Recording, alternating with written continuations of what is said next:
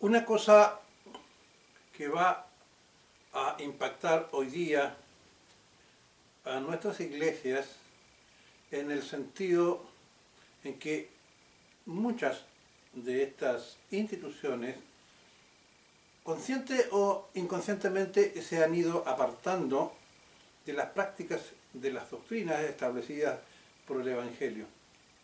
Pero antes de poder tratar este tema, la posmodernidad, como ya hemos dicho en programas anteriores, dentro de lo que hemos visto a través de estudios bíblicos por la ruta bíblica del Señor Jesucristo, que este programa lleva ante ustedes, vamos a hablar entonces de un fenómeno de los últimos tiempos.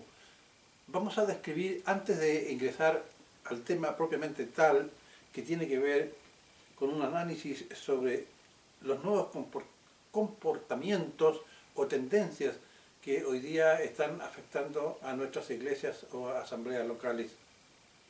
Como ya dije, la posmodernidad es un fenómeno de los últimos tiempos y está impulsado la creación de un nuevo concepto del mundo y de la sociedad que hoy día se conoce a nivel de la sociología como la creación de la masificación de la sociedad, basada en un relativismo pagano, en el que no existen valores permanentes que son encarnados por la moral cristiana. Hoy día, en este contexto, se ha creado un mundo en el que el sentimentalismo está por encima de estos valores y le ha impedido justamente al hombre hacer uso de su razón. Así surge un hombre que solo piensa que está dotado exclusivamente desde el punto de vista social por derechos. Es decir, los hombres creen que están en su derecho, o valga la redundancia, de poder exigir una serie de garantías hacia los sistemas políticos económicos, puesto que sostienen que el mundo moderno, o de la posmodernidad más bien dicho, le ha hecho sentir de que es un hombre y un sujeto de derechos. Pero no pueden concebir en este contexto de masificación de la sociedad los deberes y la responsabilidad que acarrea el asumir estos derechos que justamente ellos reclaman. Así, por ejemplo, cree que para conseguir sus objetivos a los que tiene derecho son válidas todo tipo de expresión ciudadana. Desde las ya conocidas marchas y protestas, en las cuales muchas veces traen implícita hechos de violencia, de robos y saqueos, como también el empleo de la fuerza, de las armas, porque en su justo derecho estos hombres creen que están haciendo lo correcto. Por lo tanto,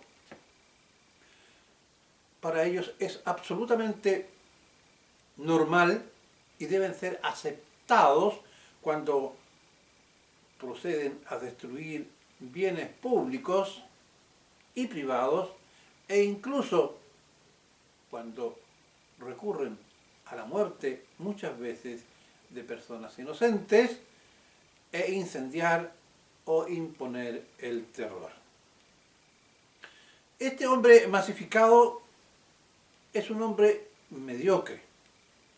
Actúa por lo que los medios de comunicación y los movimientos sociales controlados por un grupo muy selecto de ideólogos les dictan, como por ejemplo lo son hoy día, la ideología de género, un movimiento que exige muy agresivamente sus derechos y que hoy día también se encuentra de moda. Nadie osa poder discutir o poder expresar un pensamiento crítico al respecto. Pues bien, este hombre mediocre, porque como ya hemos dicho, no es capaz de hacer uso de su razón, de su discernimiento, sino que acepta como válido lo que estas instituciones, como ya dije, dominadas por grupos muy específicos que tienen sus intereses muy particulares, les señalan que deben ser apoyados por el resto de la ciudadanía. Estos movimientos sociales, como ya dije, la ideología de género, el feminismo extremo. El feminismo extremo es un grupo de damas que básicamente sostienen que los males sociales que hoy día afectan a la sociedad y a ellas mismas, tratando en un momento determinado de poder sostener que ellas defienden sus derechos de mujeres, piensan que somos los hombres los principales agentes causantes de todos los males sociales. Y es así que tenemos nosotros una campaña muy agresiva de este feminismo que trae consigo también la ideología de género y el aborto. Detrás del aborto, como ya hemos explicado en programas anteriores, está los intereses de ciertos grupos de gran poderío económico que ve en el crecimiento de la población una amenaza para lo que es el futuro de su economía y de su sistema político, económico y social. Usted podrá decir, bueno, pero ¿cómo? Si mientras más personas hay, mayor producción se requiere y por lo tanto mayores utilidades. Pues bien, estos personajes hoy día saben, porque existe una tecnología cada vez más agresiva que permite reducir la población a objeto de poder reemplazarlo por máquinas altamente tecnificadas, donde la informática hoy día y los programas computacionales hacen que el hombre como mano de obra e inclusive como intelecto quede obsoleto. Hay máquinas, computadoras, chips y programas que piensan mucho más rápidamente que el hombre. De igual forma, existen maquinarias que hoy día y programas computacionales que hoy día hacen trabajos más eficientes que el propio hombre.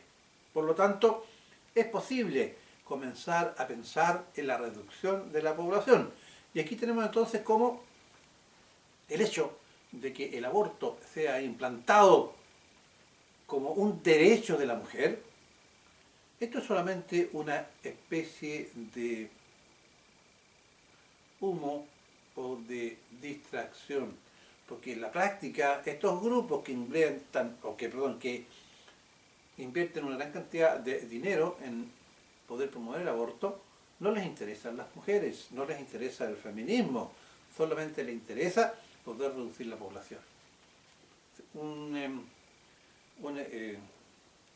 científico social hablaba que en España, que es el lugar donde más se ha implantado hoy día el aborto, tienen un problema muy grave con respecto a al recambio generacional que requieren los países. Un país necesita, para poder recambiar su población, reemplazando a los que ya se van por la mortalidad, una tasa de crecimiento En algunos casos se habla de un 2,1, de un 2,4 e inclusive de un 2,5%.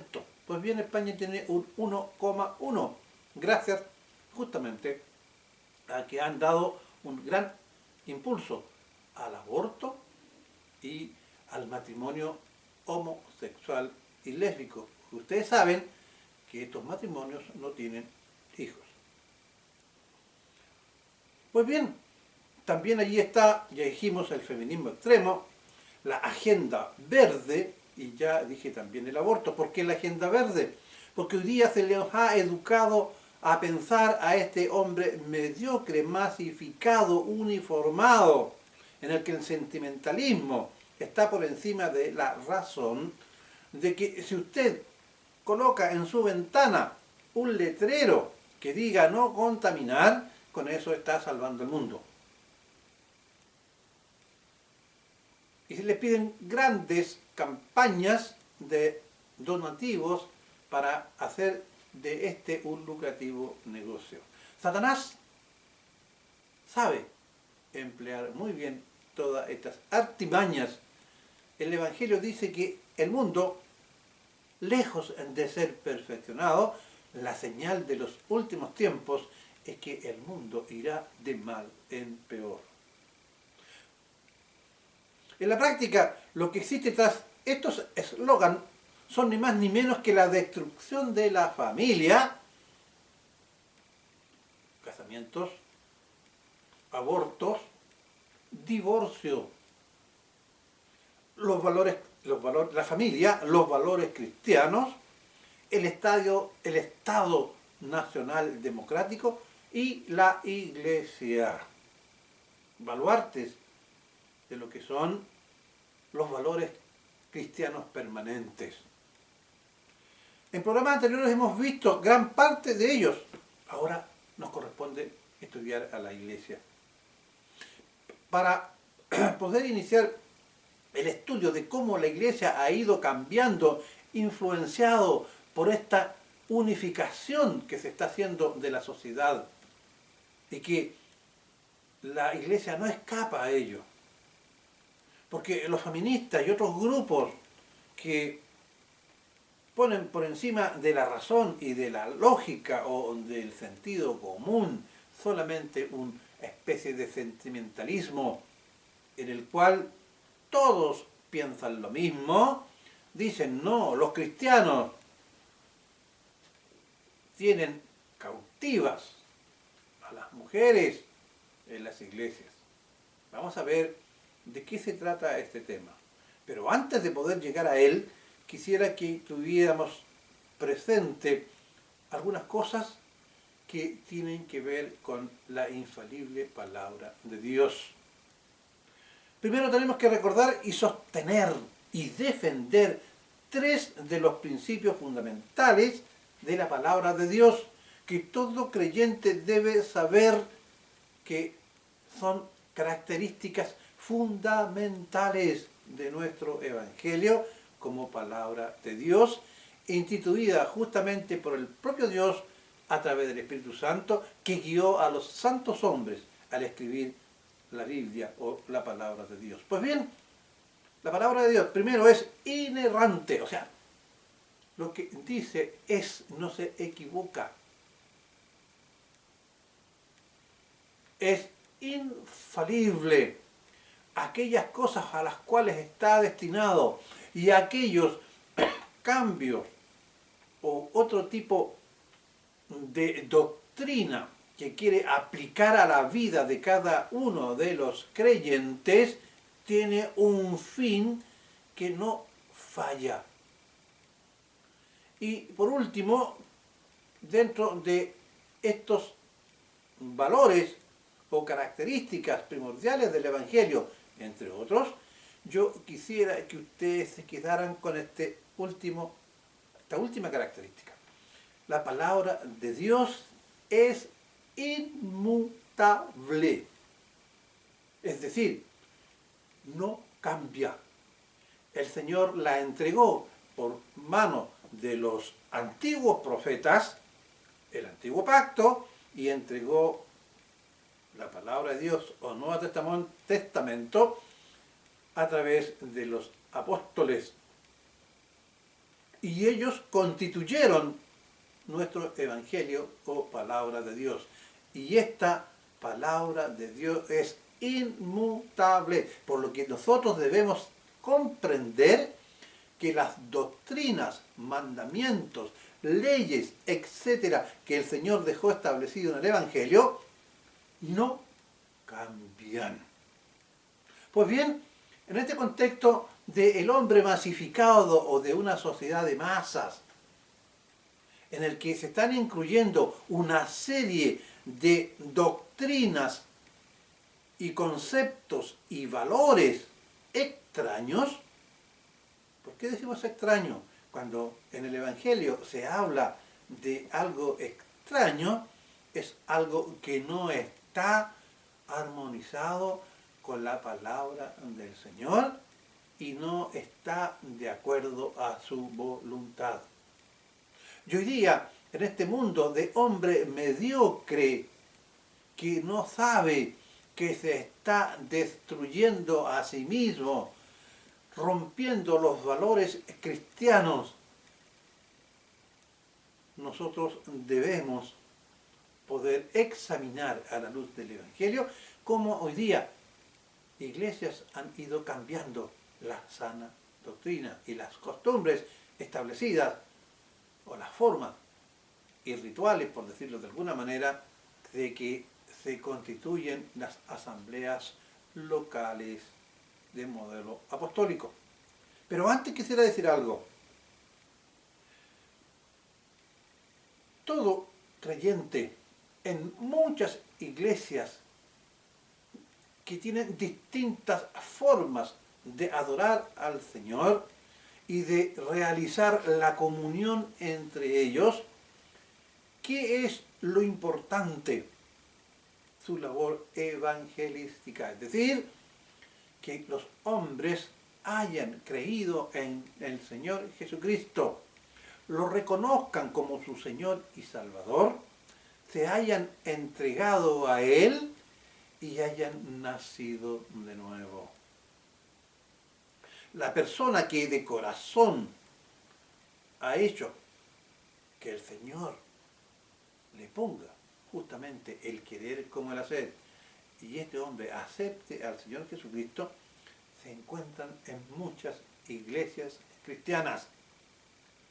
Por lo tanto, lo que vamos a hablar ahora de doctrina no es un motivo de salvación, sino que es un motivo de obediencia a la inmutable palabra de Dios.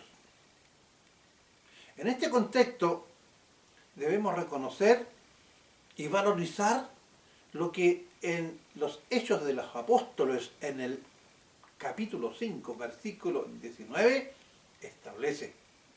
Leamos. Tiene que ver con la inmutabilidad del Evangelio. Es necesario obedecer primero a Dios que a los hombres. Juzgue usted.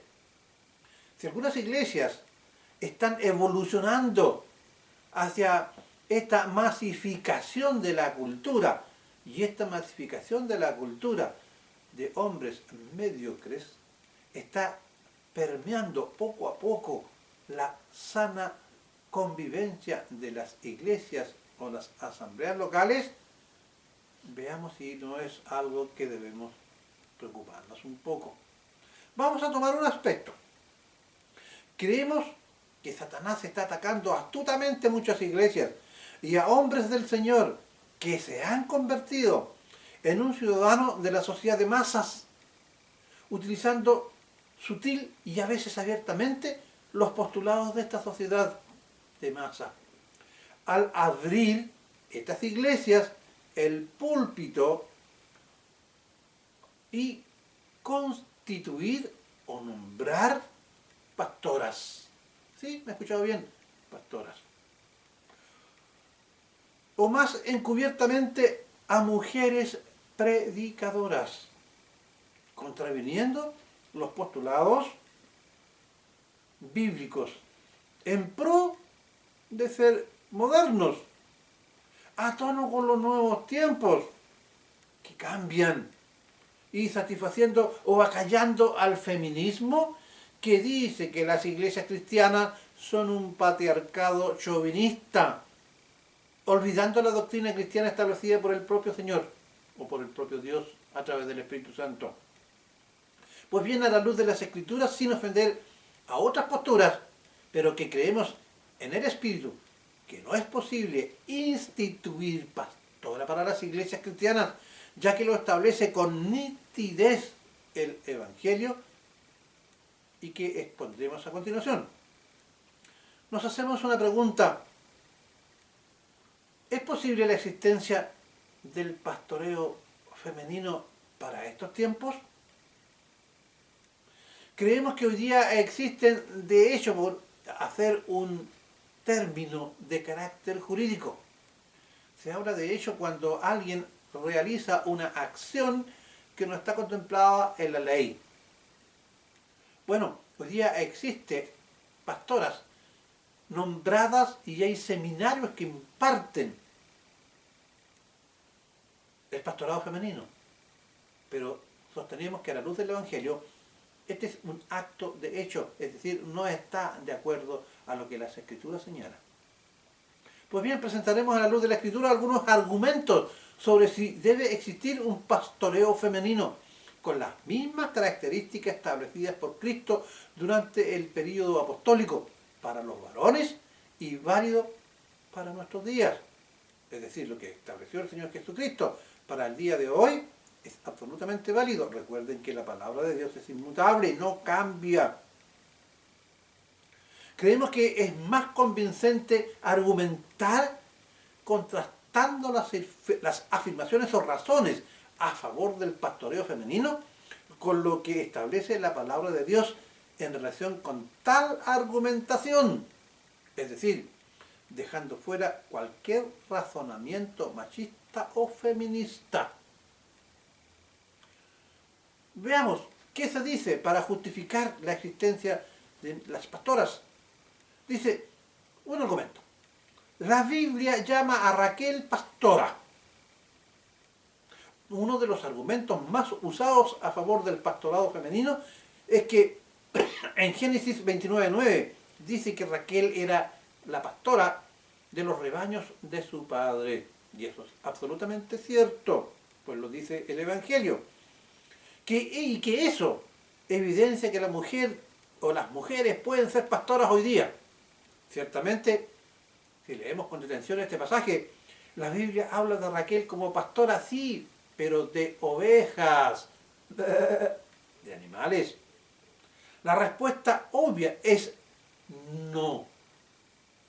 No era pastora como hoy día pretenden instituir al pastorado femenino. Esto no tiene base alguna en referencia a algún rol ministerial femenino en la época de Raquel o para la propia Raquel. Después, esto se escucha mucho y muchos creyentes tienen la culpa de esta situación. Hemos escuchado muchas veces y los miembros de algunas iglesias lo aceptan, llegando justamente este pensamiento masificado. Estamos adiestrados para aceptar lo que un supuesto líder o persona que se levanta a exponer un derecho sea aceptado. Que dice así: estoy casada con el pastor, por lo tanto, soy pastora. Lamentablemente se ha desarrollado una moda hoy en día en la cual si un ministro es casado, su ministerio automáticamente se le pasa a la esposa. En ningún lugar de las Escrituras podemos encontrar evidencia para este tipo de pensamiento. El llamado ministerial por el Espíritu Santo es individual y no se transfiere ni por relaciones filiales, entre hermanos, entre primos, entre cuñados, o por lazos conyugales. Otro, dicen, Dios hizo tanto al hombre como a la mujer a su imagen y semejanza. Por lo tanto, no debería haber diferencias entre los roles en la iglesia para ambos. Es completamente cierto que en Génesis 1, 26 y 27 hace claro que tanto la mujer como el hombre ocupan un lugar importante en la creación, siendo los únicos seres creados a imagen y semejanza de Dios. Sin embargo, esto no tiene ninguna relevancia en relación a determinar el rol de la mujer o del hombre en la sociedad cultural, en la sociedad, cultura o ministerio. Después dicen, Jesús le dio un lugar mayor a las mujeres durante su ministerio, rompiendo los prejuicios culturales de la época. ¿Ven? El propio Señor Jesús dejó implícitamente una autorización para que la mujer ocupe un lugar de preeminencia en la iglesia con respecto a ejercer el pastorado. Pues bien, estamos completamente de acuerdo con esta afirmación. Aún la más simple leída de los evangelios revela el énfasis de la mujer durante el ministerio del Señor Jesús. Las mismas no eran menos que los otros discípulos y acompañaban constantemente al Señor Jesús durante su ministerio, incluso hasta sus últimos momentos en la cruz. No solo eso, fueron las mujeres las que vieron al Señor Jesús resucitado primero que sus propios discípulos. Sin embargo, el Señor Jesucristo nunca nombró a una mujer apóstol o la puso con autoridad espiritual sobre el resto de sus discípulos. El hecho de que el Señor Jesús tratara a las mujeres con respeto no significa que les dio los mismos roles espirituales o liderazgo espiritual que a los otros discípulos o apóstoles. Por otro lado, también se argumenta, ahora estamos en los tiempos modernos y el rol de la mujer en la sociedad es distinto. Hoy día estamos en los tiempos de la posmodernidad, ya lo hemos explicado, ¿verdad? Y por lo tanto tenemos que evolucionar. Muchos inclusive dicen, la Biblia es solamente un libro escrito por personas, las personas cambian, no seamos obsoletos, dejemos que las mujeres cumplan con el mismo rol del hombre. Miren, no es un problema de que yo lo diga porque soy hombre, sino que es un problema y una doctrina establecido por Dios y está en los evangelios. Si no estuviera en los evangelios, aunque yo estuviera hablando sobre este tema, yo tendría que ser anatema. Es decir, tendría que caer sobre mí una maldición porque estaría tergiversando la santa palabra de Dios. Pero no es así. El hecho de que ahora estamos en el siglo XXI y la mujer, en la mayoría de los casos, está libre de muchos de los prejuicios y yugos que existían en el primer siglo, cosa que es cierto y que está bien que sea, esto no significa que las escrituras deban leerse diferente. La palabra de Dios no cambia, es inmutable, ¿recuerdan? Ni es dependiente de la cultura, sociedad o época para revelarnos lo que Dios nos ha dicho como iglesia. Es decir, no se acomoda a los tiempos. Si Dios prohibió algo siglos atrás y las escrituras no lo han abrogado, lo mismo sigue vigente sin importar cuánto tiempo haya pasado. ¿Lo cree usted? También se dice, y se cita a Gálatas capítulo 3, versículo 28, en el que dice que todos somos unos en Cristo, por lo cual no debiera haber distinción en los roles de la iglesia. Este versículo de Gálatas es quizás uno de los argumentos más citados a favor del ministerio pastoral femenino. Después de todo, si ya no hay hombre o mujer, judío o gentil ante Dios, ¿quiénes somos nosotros para hacer distinciones? Por supuesto, lo que se ignora u omite es que este pasaje no está hablando de roles culturales, sociales o ministeriales en la iglesia, sino de nuestro lugar ante Dios en Cristo Jesús. Justamente en Cristo Jesús no hay distinción entre judío o gentil, esclavo o libre, mujer u hombre, porque todo aquel que ponga su fe en Cristo crucificado es hijo de Dios sin importar distinción alguna de raza, color o sexo. Aparte que si ahora no existiera distinción de roles entre creyentes, Pablo se estaría contradiciendo a sí mismo y estaría perdiendo el tiempo al dar instrucciones acerca de cómo debemos ejercer nuestros diversos roles en la sociedad o en la iglesia. Habla del papel del hombre, del papel de la mujer, de los ancianos, de las viejitas, de los jóvenes, de las doncellas, etc. Usted puede encontrar lo que se está señalando aquí en Efesios 4, 11 y 12, Efesios 6, 1 al 9, Colosenses 3 y Tito capítulo 2. Después, esto también es muy peligroso, porque las personas que hablan así como voy a señalar, hablan con tal convicción, y en esta sociedad masificada en que se nos está enseñando a responder sin pensar, porque los medios de comunicación nos están diciendo día a día qué debemos hacer y qué debemos pensar, y los sentimientos y los derechos sobre la razón, sobre una reflexión de los verdaderos valores cristianos del mundo y la sociedad han quedado de lado. Por lo tanto, cuando ciertas damas, señoras y señoritas hacen esta declaración rimbombante, dice, Dios me llamó a ser pastora. Algunas dicen, me llamó a través de un sueño. Otras dicen, me llamó por medio de una visión.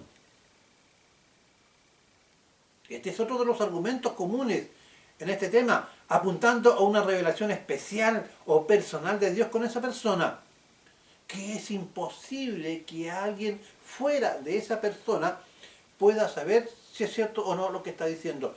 Cuando Pablo es llamado al apostolado por el propio Señor Jesucristo, las personas que estaban allí presentes vieron una luz cegadora y escucharon las palabras, Pablo, ¿por qué me persigues? Dura cosa es dar cosas contra el aguijón. Y le dijo, ¿quién eres tú, Señor? Yo soy el Jesús, el que tú persigues. Y allí Pablo fue llamado por el propio Señor a través de una visión. Pero esa visión fue acompañada con señales y prodigios posteriores a Pablo. Y la gente que estaba allí dio testimonio de que lo que Pablo estaba diciendo era una verdad bíblica. Sin embargo, estas personas, estas señoras, señoritas, cuando dicen que sintieron o Dios les dio ese llamado, es solamente una profesión de una voluntad, porque no ha sido acompañada con una comprobación de este hecho de llamado del Señor. Por lo que dije, es imposible que alguien fuera de esa persona pueda saber si es cierto o no, para respaldar, evidenciar su llamado. Sin embargo, lo que sí sabemos es que Dios no se contradice a sí mismo y que su palabra no cambia de nuevo, ¿verdad? Es inmutable. Si la Biblia no autoriza el ministerio pastoral femenino, no importa cuántos llamados especiales e individuales digan estas personas tener, él mismo no es un llamado de Dios, es simplemente una manifestación de un deseo reprimido interno. La Biblia, otro punto, la Biblia reconoce a varias mujeres que laboraron con Pablo en el ministerio, ¿es cierto? Que en varias partes del Nuevo Testamento el apóstol Pablo menciona a diversas mujeres como colaboradoras en la causa de Cristo y dignas de ser comentadas por su servicio a Dios, tal como señala en Romanos 16, del 1 al 3, 6, 12, Filipenses 4, 2 y 3. Pero el apóstol nunca menciona que alguna fuese pastora de alguna iglesia. Y como la pregunta no es si las mujeres pueden o no servir en la causa de Cristo, porque sí pueden. La mujer tiene un papel muy activo en la iglesia, pero no pueden servir en el pastoreo.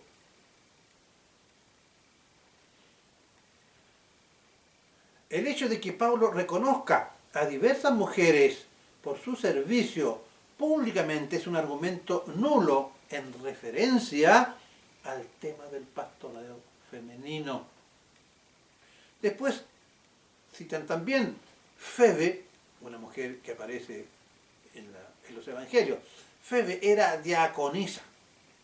Otro argumento común que se utiliza es el hecho de que una mujer es reconocida como diaconisa por Pablo en el último capítulo de la epístola a los romanos. Y la respuesta al mismo es que el ministerio diaconal y el ministerio del obispo, pastor o anciano son dos ministerios completamente diferentes. No solo eso, sino que no hay ninguna prohibición a que alguna mujer ejerza dicho cargo en todo el Nuevo Testamento. Todo lo contrario, el apóstol Pablo hasta da los requisitos necesarios que una mujer debe tener para cumplir dicho rol en la congregación. Eso está establecido en 1 de Timoteo, capítulo 3, versículo 11. Y debido a que el enfoque del diaconado es cubrir las necesidades físicas del cuerpo de Cristo, es decir, de la iglesia, de sus santos, de sus miembros, pero no ejercer autoridad sobre el mismo, o enseñar o predicar la palabra en el púlpito o en la iglesia, como pastor, como anciano o como obispo. El ejemplo de Febe no es uno válido para decir que Pablo auspicia el ministerio pastoral femenino o que lo permite. Después hay otro argumento, porque hay varios. Priscila era pastora junto a su marido. Dos figuras importantes que activamente servían en la causa de Cristo y laboraban con Pablo durante su ministerio. Fueron el matrimonio de Priscila y Aquila, según Romanos 16:3. Ahora, debido a que comúnmente el nombre de Priscila aparece primero que el de su marido, algunos, equivocadamente, han propuesto que ella era la líder espiritual de la casa y que era pastora junto a su marido. Esto, por supuesto, queda sin base alguna al ver que en Hechos 18:2 y 1 de Corintios 16:19 se le da preeminencia al nombre de Aquila sobre Priscila, haciéndonos ver que el orden en que se escribieran los nombres no tenía significancia espiritual alguna.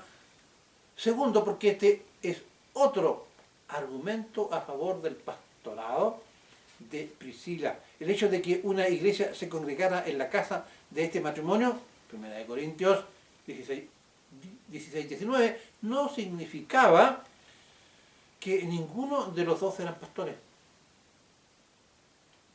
De hecho, en el primer siglo las iglesias se reunían comúnmente en casas, muchas veces de algún creyente con cierto grado de facilidad económica, como en el caso de Priscila y Aquila, para tener sus servicios y evadir la persecución pública que les acechaba en esa época. No se olviden ustedes que Nerón estaba persiguiendo a los cristianos, los quemaba, hacía antorchas para iluminar las calles en la noche o los mandaba al Coliseo Romano para que se dieran de espectáculo público y de almuerzo a leones hambrientos, entre otras linduras que se le ocurría a este depravado de Nerón.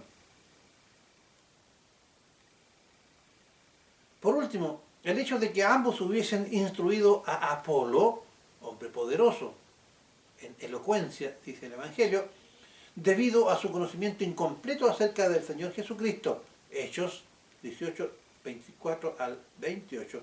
No significa que eran pastores o que estaban ejerciendo autoridad sobre él.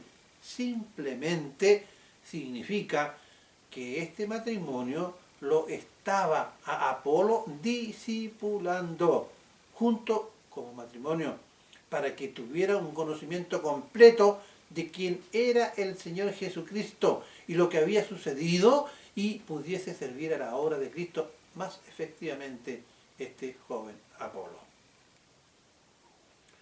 Otro argumento, Débora. Era una jueza y ejercía autoridad en Israel, tanto sobre mujeres como hombres, ¿cierto? La figura de Débora, Jueces 4:5, es prácticamente el argumento principal que muchas que afirman el pastorado femenino y utilizan para validar su argumento. Sin embargo, debido a que el rol del pastor no es igual al rol del juez del Antiguo Testamento, ese argumento carece de base en referencia a la iglesia moderna o posmoderna. El rol del juez era el de ser líder de la nación judía, líder nacional, político y militar de Israel, y proceder legalmente sobre los asuntos del pueblo, ejerciendo justicia sobre aquellos que quebrantaban la ley de Dios.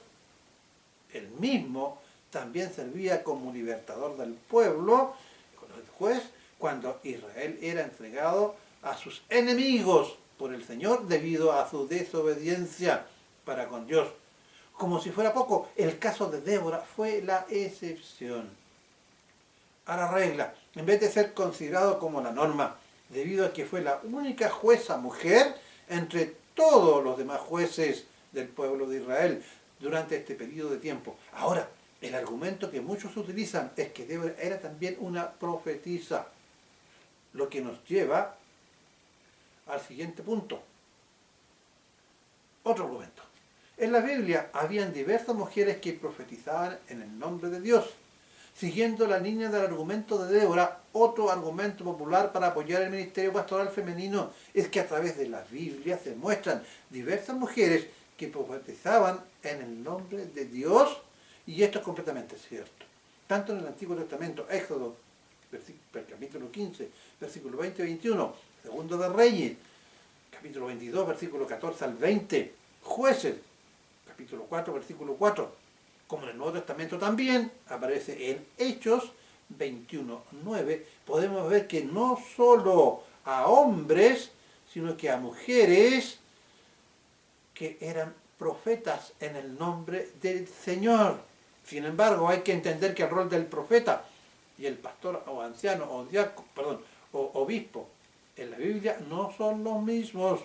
El profeta, a pesar de los roles diversos que ejecutaron a través de la historia de Israel,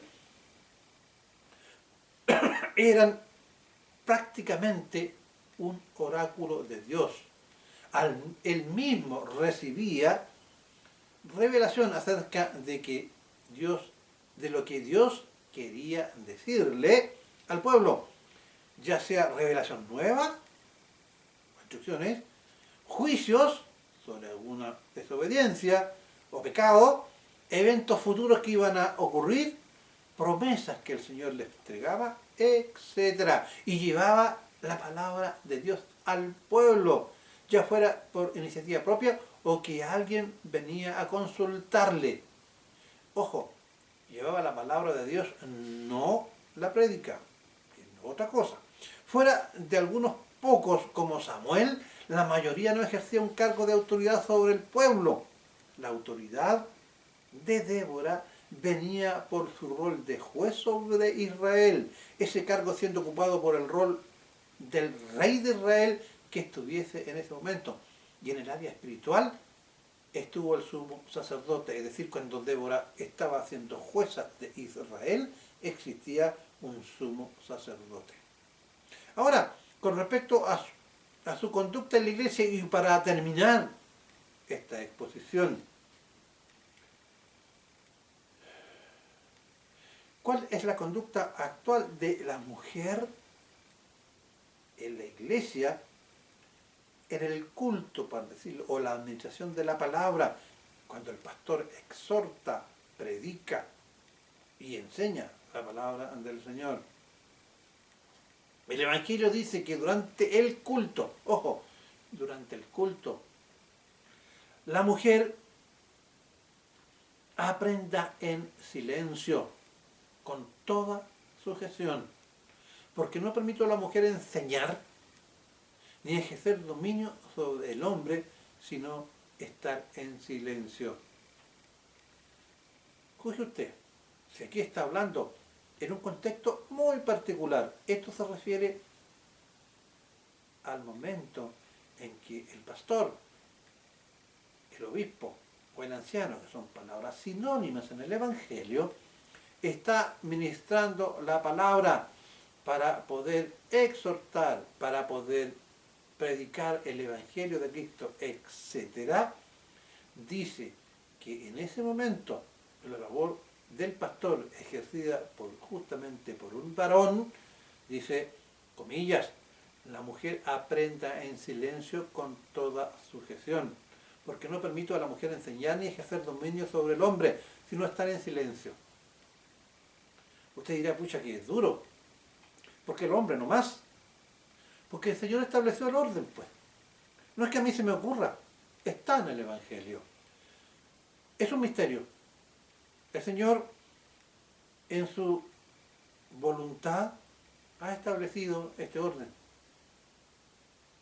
Y por lo tanto dice que Cristo es la cabeza de la iglesia, al cual todos debemos someternos, es nuestro modelo de inspiración. Es nuestro Señor y Salvador. Y la iglesia es como una familia. Él es el esposo y nosotros que formamos la iglesia somos su esposa. Y el esposo, dice, es la cabeza de la mujer. Así como Cristo es el esposo de la iglesia, nos cuida, nos protege. En la familia, el esposo es la cabeza de la mujer. Debe protegerla, debe cuidarla. El marido debe ser el primero en servir, no en ser servido. Ya lo hemos dicho en algunas otras conferencias a la luz de los evangelios. Por lo tanto, si queremos obedecer al Señor, debemos conservar pura su inmutable palabra de Dios y sus doctrinas con respecto al pastoreo de las iglesias. El pastor es aquel que cuida el rebaño. El Señor le pregunta a Pedro, Pedro, ¿me amas? Apacienta mis ovejas. Pedro, ¿me amas? Apacienta a los corderos. Pedro, ¿me ama? Apacienta las ovejas. El Señor estaba en esas palabras señalando el rol del varón en la iglesia, es decir, cuidar de la grey de Dios, cuidar de los miembros de su iglesia. La mujer puede y debe tener un papel muy activo. La mujer puede ser diaconisa, puede orar, puede cantar alabanzas, puede ayudar a los enfermos, etc. Puede discipular. El discipulado es algo muy distinto al pastoreo. Discipular significa explicar aquellas cosas que se refieren a la vida y a la obra del Señor hacia aquellas personas inconversas que tienen comezón por aprender o aquellos que recién lo están haciendo. Pues bien, estimados hermanos, termino diciendo que lo que nos une como Iglesia Universal es ser creyentes en Cristo Jesús, Señor nuestro. Solamente estamos estableciendo un principio doctrinal de pureza con respecto a las sanas prácticas de las iglesias, que hoy día, en el siglo XXI, se están viendo muy afectadas por estas nuevas corrientes del pensamiento de una sociedad de masas, en la que no se está pensando con claridad aquellas cosas que el Señor en su santa palabra dejó establecido. En la última parte, cuando dice que la mujer aprenda en silencio con toda sujeción, porque no permito a la mujer enseñar ni ejercer dominio sobre el hombre, sino estar en silencio. En la época apostólica, para los varones que formaban parte de las iglesias apostólicas, si había una mujer ejerciendo autoridad en la iglesia, ese era un acto indecoroso, era motivo de vergüenza. No porque la mujer no supiera o no fuera capaz de predicar o no fuera capaz de enseñar la palabra, sino porque el mandato de Dios en su evangelio inmutable le entregaba tal responsabilidad a los hombres. Y hoy día es cierto que debemos amar a nuestras esposas, debemos tratarlas como un diamante muy fino, pero eso no significa que le entreguemos aquel mandato que el Señor nos dejó como hombres y cabeza de la familia, el rol de la enseñanza en la iglesia de los creyentes. Tú que me estás mirando, hermano en Cristo Jesús, si le entregas el rol a una mujer, a tu esposa o a otra mujer, la autoridad en tu iglesia, para poder acallar a las feministas que dicen que somos, como ya lo hemos dicho antes, machos chauvinistas, que tenemos a la mujer justamente aquí abajo, no le dejamos levantar cabeza, y nosotros como un gesto de vergüenza, que no daría tanto. ¿Por qué? Porque agradamos a Dios antes que los hombres.